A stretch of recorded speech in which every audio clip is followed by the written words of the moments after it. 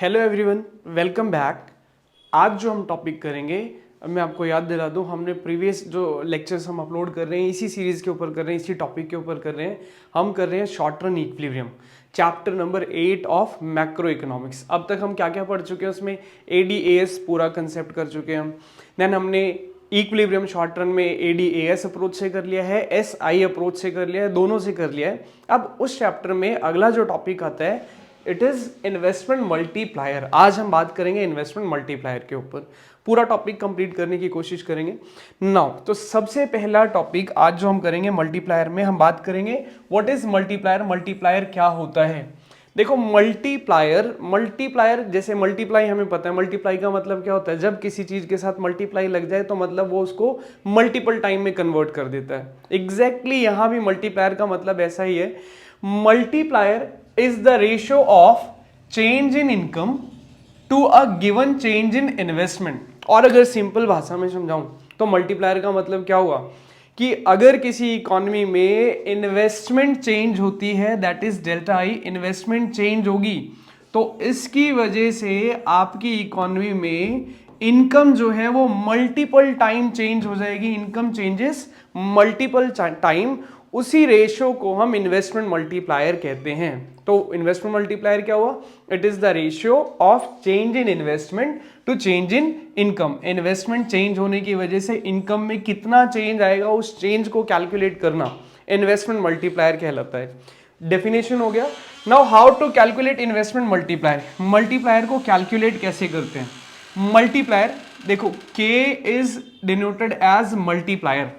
Macro economics में जब हम शॉर्ट टर्म इक्विलिब्रियम पढ़ते हैं तो K का मतलब क्या होता है? मल्टीप्लायर होता है। अब K का फॉर्मूला क्या हुआ?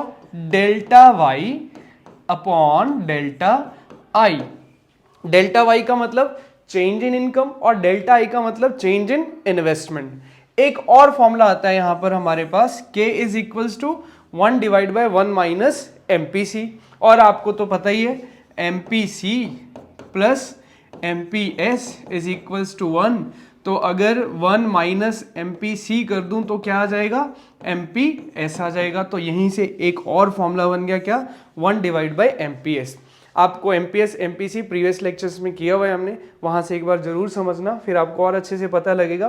तो अब तक हमने क्या पढ़ा? हमने पढ़ा मल्टीप्लायर का meaning. What is multiplier? It is a ratio of change in investment to change in income. Investment change होने की वजह से इनकम के ऊपर कितना चेंज आएगा, उस चीज को जब हम कैलकुलेट करेंगे क्या बन जाएगा? मल्टीप्लायर। और मल्टीप्लायर कैलकुलेट कैसे करेंगे? Delta Y upon delta I. Simple सा फॉर्मूला है ये हमारे पास। एक और फॉर्मूला क्या है? K is equals to 1 divide by 1 minus MPC। इसको भी लेटर डिस्कस करेंगे, इसके ऊपर एक क्वेश्चन 4 मार्क्स का बनता है। तो मल्टीप्लायर का मीनिंग पता लग गया होगा। अब हम मल्टीप्लायर ना का एक एग्जांपल करते हैं, मल्टीप्लायर कैलकुलेट कैसे करना है। मल्टीप्लायर का हम फॉर्मूला क्या पढ़ के आ रहे हैं? K is equals to delta Y upon delta I. Delta का मतलब क्या होता है? डेल्टा का मतलब होता है चेंज। तो change in income divide by change in investment. Change in income divide by change in investment.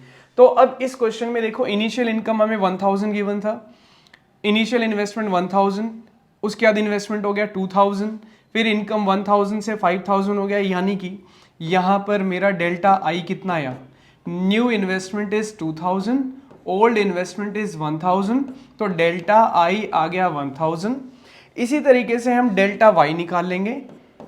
New income is 5000, old income is 1000, तो डेल्टा वाई कितना आ गया हमारे पास? डेल्टा वाई आ गया 4000। नाउ डेल्टा आई भी है हमारे पास, डेल्टा वाई भी है। मल्टीप्लायर का फॉर्मूला ऊपर मैंने लिख दिया है, delta Y divide by delta I. Delta Y कितना आया? 4000 डिवाइड बाय डेल्टा आई कितना है हमारे पास? 1000। तो मल्टीप्लायर कितना आ गया? 4। Multiplier is 4। अब ये 4 क्या डिनोट कर रहा है? ये 4 क्या दिखाता है? अगर मेरी इकोनॉमी में मल्टीप्लायर 4 है तो इसका मतलब ये हुआ कि हमारी इनकम हमेशा 4 टाइम्स इंक्रीज या डिक्रीज या कह दो 4 टाइम्स चेंज होगी ऑफ चेंज इन इन्वेस्टमेंट। जैसे कि यहां पर इन्वेस्टमेंट हमारी 1000 से 2000, इन्वेस्टमेंट 1000 करोड़ रुपीज इंक्रीज हो रही है, तो इनकम 4000 करोड़ रुपीज इंक्रीज होगी। यू कैन चेक इट, 1000 से सीधा 5000 आ गई। तो 4000 हमारी इनकम इंक्रीज हो गई। तो ये है मल्टीप्लायर प्रोसेस। मल्टीप्लायर किस तरीके से कैलकुलेट करते हैं, मल्टीप्लायर का मतलब क्या है। अगला क्वेश्चन करते हैं हम, वर्किंग ऑफ मल्टीप्लायर। मल्टीप्लायर की वर्किंग क्या है, किस तरीके से मल्टीप्लायर काम करता है। अब तक हमें डेफिनेशन में इतनी बात तो समझ में आ गई कि भाई इन्वेस्टमेंट चेंज होगी तो इनकम मल्टीपल टाइम चेंज होगी। ये मल्टीपल टाइम क्यों चेंज होता है, समझने की कोशिश करते हैं। देखो, सबसे पहले क्या होगा, आपकी इकोनॉमी में इन्वेस्टमेंट चेंज होगा। क्या होगा, इन्वेस्टमेंट चेंज होगा। अब चेंज में ना दो चीजें होती हैं, या वो इंक्रीज होगा या वो डिक्रीज होगा। हम फॉर एग्जांपल एक ही चीज लेकर चलते हैं कि इन्वेस्टमेंट इंक्रीज हो रही है। अगर इन्वेस्टमेंट इंक्रीज होगी तो उसका सीधा सीधा इंपैक्ट इनकम के ऊपर पड़ेगा। इन्वेस्टमेंट इंक्रीज तो डायरेक्ट इंपैक्ट किसके ऊपर, इनकम के ऊपर। इन्वेस्टमेंट इंक्रीज होगी ना तो इनकम बढ़ने लगेगी। अब ये कैसे होगा, जितनी ज्यादा इन्वेस्टमेंट उतनी ज्यादा job opportunities in the market. Investment होगी तभी तो जॉब अपॉर्चुनिटीज होंगी, लोगों को जॉब मिलेगी। अब जब लोगों को जॉब मिलना शुरू होगी तो लोगों की इनकम बढ़ना शुरू हो जाएगी। अब लोगों की जब इनकम बढ़ती है तो अल्टीमेटली लोगों के कंजम्पशन चेंज होने लगेंगे, कंजम्पशन एक्सपेंडिचर बढ़ जाएगा। इनकम के साथ क्या बढ़ने लगेगा, कंजम्पशन बढ़ने लग जाएगा। अब एक पर्सन का कंजम्पशन दूसरे पर्सन के लिए क्या हो जाता है, इनकम हो जाता है। एक पर्सन का इनकम दूसरे के लिए क्या हो जाएगा, कंजम्पशन। तो देखो हुआ क्या, इन्वेस्टमेंट बढ़ी, इन्वेस्टमेंट से इनकम बढ़ी, इनकम से कंजम्पशन, कंजम्पशन से फर्दर इनकम, और ये प्रोसेस ऐसे ही चलता रहता है। जिस वजह से क्या होगा, इनिशियल इन्वेस्टमेंट इंक्रीज होने की वजह से इकोनॉमी में इनकम मल्टीपल टाइम इंक्रीज हो जाती है। थोड़ा सा और समझते हैं। देखो होगा क्या, सबसे पहले आएगा delta I, that means investment increase हुई। इन्वेस्टमेंट इंक्रीज हुई उसकी वजह से डेल्टा वाई, लोगों की इनकम इंक्रीज होगी।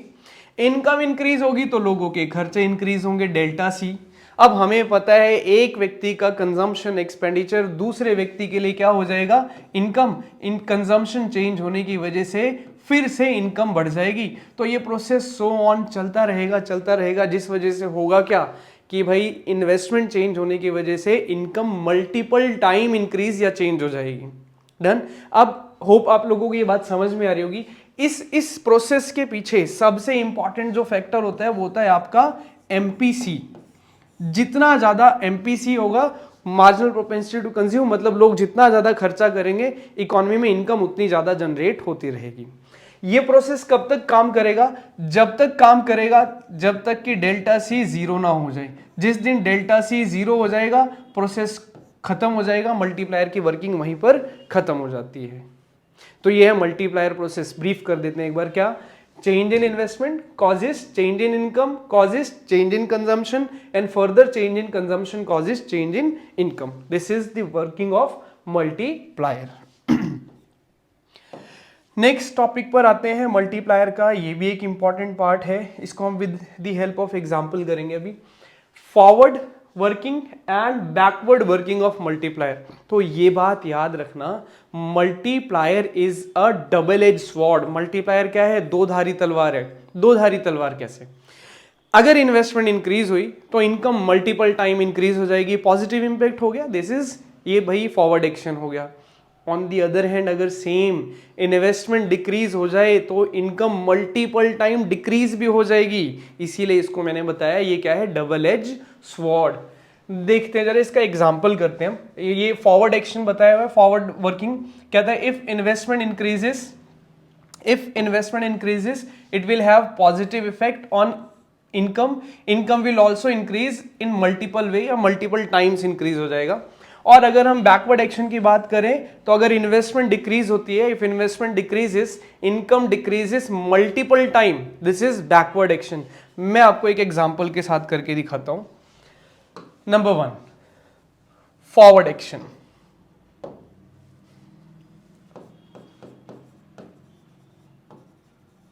फॉरवर्ड एक्शन, लेट किसी इकोनॉमी में मल्टीप्लायर 2 है, suppose to be multiplier is 2, और उस इकोनॉमी में इन्वेस्टमेंट यानी कि डेल्टा आई जो है सपोज टू बी वो इंक्रीज हो गई है 100। इन्वेस्टमेंट कितनी इंक्रीज हो गई, 100 करोड़ रुपीज, या 100 करोड़ रुपीज लगा लेते हैं। अब मल्टीप्लायर का फॉर्मूला क्या होता है, multiplier is equals to delta Y upon delta I multiplier is 2, delta Y हमें पता नहीं है, और डेल्टा आई कितना गिवन है हमारे पास 100, क्रॉस मल्टीप्लाई करोगे तो डेल्टा वाई कितना आ गया 200। मतलब हमें क्या समझ में आया, क्या दिखा हमें यहाँ पर कि भाई इन्वेस्टमेंट इंक्रीज हुई तो इनकम मल्टीपल टाइम इंक्रीज होगी, that is called forward action of multiplier. अगर मुझे इसी क्वेश्चन में बैकवर्ड, फॉरवर्ड समझ में आ गया, नोट कर लेना, फिर बैकवर्ड करते हैं। अब अगर मैं बैकवर्ड एक्शन की बात करूं तो मैं ज्यादा चेंजेस नहीं करूंगा, इसमें करके दिखा देता हूं आपको। Backward action, same economy, same multiplier, यहां पर इन्वेस्टमेंट इंक्रीज होने की जगह मैं डिक्रीज कर देता हूं, यानी कि माइनस का 100 करोड़ रुपीस। इन्वेस्टमेंट क्या हो गई, डिक्रीज हो गई। अब मल्टीप्लायर ने तो अपना काम करना ही है, इन्वेस्टमेंट इंक्रीज हो या डिक्रीज हो। और डेल्टा आई कितना है हमारे पास, माइनस का 100। अब यहां से क्रॉस वैल्यूएशन करूंगा तो माइनस का 200 आ गया। देखो जी, इन्वेस्टमेंट डिक्रीज हुई तो इनकम मल्टीपल टाइम डिक्रीज होगी। 100 करोड़ की इन्वेस्टमेंट डिक्रीज हुई तो इनकम 200 करोड़ रुपए डिक्रीज होगी आपकी इकोनॉमी में। ये होता है बैकवर्ड एक्शन ऑफ मल्टीप्लायर। तो होप आप लोगों को समझ में आ रहा होगा। अगर समझ में आ रहा है तो एक टॉपिक छोटा सा और कर लेते हैं, which is most important topic of multiplier. हाल फिलहाल के पेपर जो एग्जाम्स हुए हैं स्कूल में सीबीएसई 12th के, उनके सभी पेपर में क्वेश्चन देखने को मिला है। क्या, रिलेशनशिप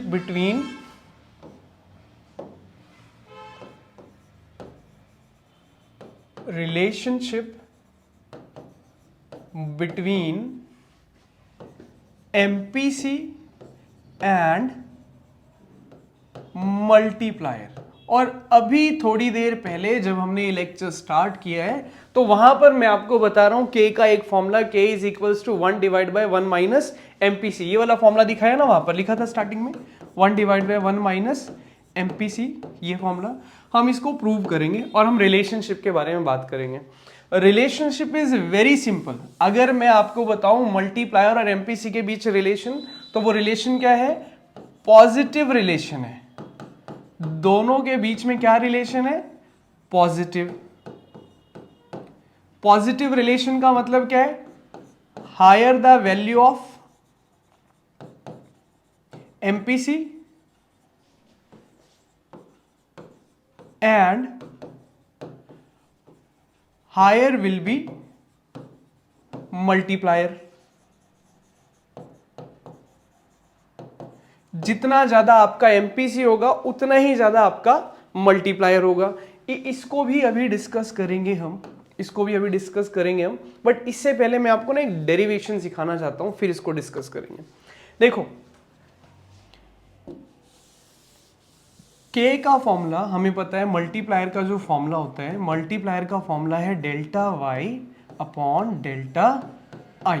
ये तो फॉर्मूला हमें पता ही है। अब हमें ये भी पता है y is equals to C plus S होता है, income is equals to consumption plus saving. Now economy अगर इक्विलिब्रियम में होती है तो सेविंग इन्वेस्टमेंट के बराबर होते हैं। तो मैं यहां पर y is equals to C plus I लिख सकता हूं या नहीं, बिल्कुल लिख सकता हूं। क्यों लिख सकता हूं, because saving is equals to investment. अच्छा, ये भी ठीक है। तो क्या मैं इसको delta Y is equals to delta C plus delta I लिख सकता हूं? यस, अगर y is equals to C plus I है तो delta y is equals to delta C plus delta I हो जाएगा। ऐसा भी लिख सकते हैं, एग्जैक्टली। तो हम क्या करेंगे, यहां से हम डेल्टा आई की वैल्यू निकालते हैं।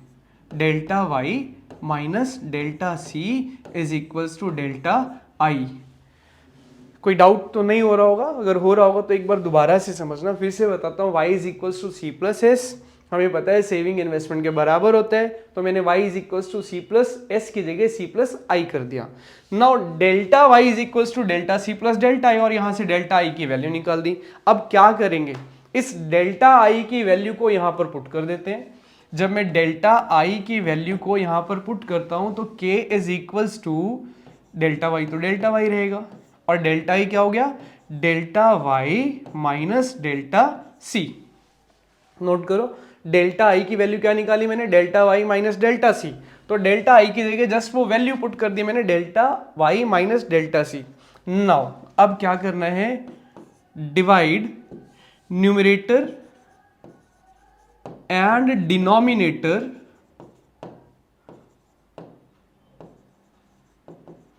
Bye delta Y.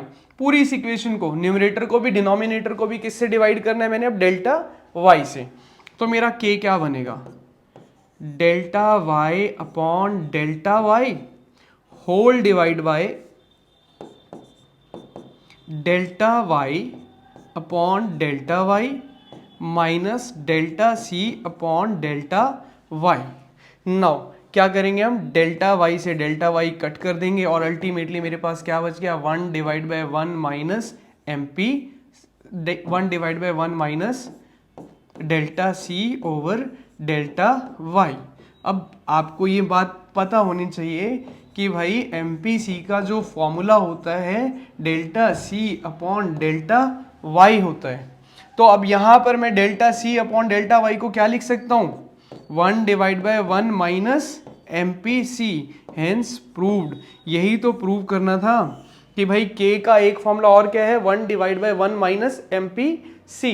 तो ये हमने working of multiplier with M P C करी है कि एम पी सी और मल्टीप्लायर के बीच में क्या रिलेशन होता है। क्या रिलेशन होता है, there is positive relationship between M P C and multiplier. आप बस वैल्यू पुट करके देख लेना, एमपीसी को एक बार 0.5 पुट करके देखना, आपका मल्टीप्लायर 2 आएगा। फिर एमपीसी को एक बार आप 0.75 पुट करके देखना, आपका मल्टीप्लायर 4 आएगा। ये आप काम खुद करेंगे जिससे आपको कंसेप्ट की क्लैरिटी थोड़ी सी और ज्यादा होगी। तो this is the relationship between MPC and multiplier. अगर ये क्वेश्चन एग्जाम में आएगा तो आपको ये डेरिवेशन लिखनी है, इसीलिए आपको डेरिवेशन समझाई, अदरवाइज डायरेक्ट फॉर्मूले से काम चल जाता। होप आप सबको ये चैप्टर समझ में आया होगा। ये चैप्टर नंबर 8 यहीं पर हमारा खत्म हो रहा है। अगले लेक्चर्स में हम चैप्टर नंबर 9 स्टार्ट करेंगे और पूरी सीरीज को कंप्लीट करेंगे। तीनों ही चैप्टर नंबर 7, 8, 9 बहुत इंपॉर्टेंट है। तो अगर वीडियो पसंद आया हो तो प्लीज़ लाइक, शेयर, सब्सक्राइब जरूर करें। Thank you very much.